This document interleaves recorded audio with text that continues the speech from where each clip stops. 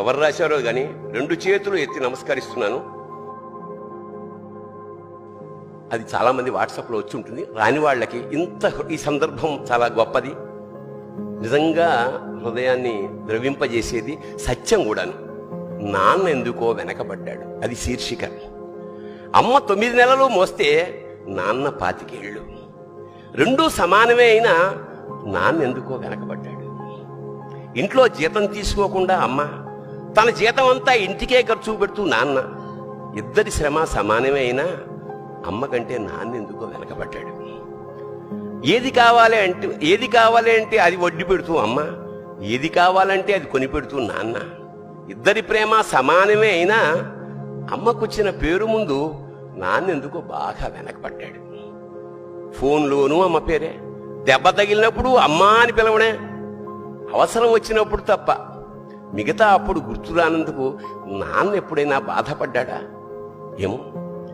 ఇద్దరూ సమానమే అయినా పిల్లల ప్రేమను పొందడంలో తరతరాలుగా నాన్న ఎందుకో వెనకబడ్డాడు. అమ్మకి మాకు బీరువా నిండా రంగురంగుల చీరలు బట్టలు, నాన్న బట్టలకు దండెం కూడా నిండదు. తనని తాను పట్టించుకోవడం రాని నాన్న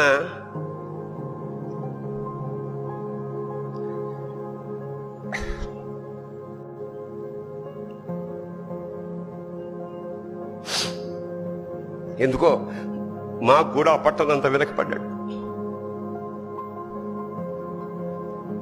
అమ్మకి అన్నో కొన్నో బంగారు నగలు, నాన్నకి బంగారం అంచున్న పట్టు పంచి ఒకటే. కుటుంబం కోసం ఎంత చేసినా తగిన గుర్తింపు తెచ్చుకోవడంలో నాన్న ఎందుకో పాపం బాగా వెనకబడ్డాడు. పిల్లల ఫీజులు ఖర్చులు ఉన్నాయి ఎప్పుడప్పుడు.